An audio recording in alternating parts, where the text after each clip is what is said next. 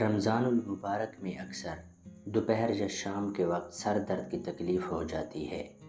اس کے لیے 5-10 منٹ تک آنکھیں بند کر کے گہرے گہرے سانس لیں۔ اس کے علاوہ نہانے سے بھی درد کم ہو جاتا ہے۔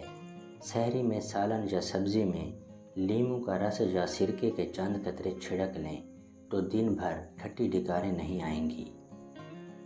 افطار میں اگر تربوز، گرما پپیتا یا خربوزہ وغیرہ جیسے پھل کھائے جائیں تو معدہ ٹھیک رہتا ہے اور معدے اور آنتوں کی کارکردگی بڑھ جاتی ہے۔ افطاری میں گھر کا بنا ہوا تازہ پھلوں کا جوس استعمال کرنا چاہیے۔ اس سے کمزوری کا احساس نہیں ہوتا۔ سحری کے فوراً بعد آرام کرنے سے پرہیز کرنا چاہیے، کیونکہ کچھ دیر لیٹنے سے نہ صرف طبیعت سست ہو جاتی ہے بلکہ اس سے معدے پر بھی برا اثر پڑتا ہے۔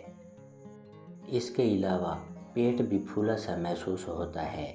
افطاری سے سحری تک پانی زیادہ سے زیادہ پینا چاہیے تاکہ قبض نہ ہو۔ کم نمک والی غذائیں استعمال کرنی چاہیے۔ ایسا کرنے سے دن بھر پیاس کم لگتی ہے۔ بے آرامی اور نیند پوری نہ ہونا بھی سر درد کا سبب بنتا ہے، اسی لیے تراویح کے فوراً بعد سونے کی کوشش کریں۔ سحری اللہ کی نعمتوں میں سے ایک نعمت ہے۔ بھرپور انداز میں سحری کریں تاکہ جسمانی کمزوری نہ ہو۔ رمضان میں تیزابیت اور گیس کی شکایت سے چھٹکارا پانے کے لیے انجیر کا استعمال کریں۔ اس سے معدے کی تیزابیت اعتدال میں رہتی ہے۔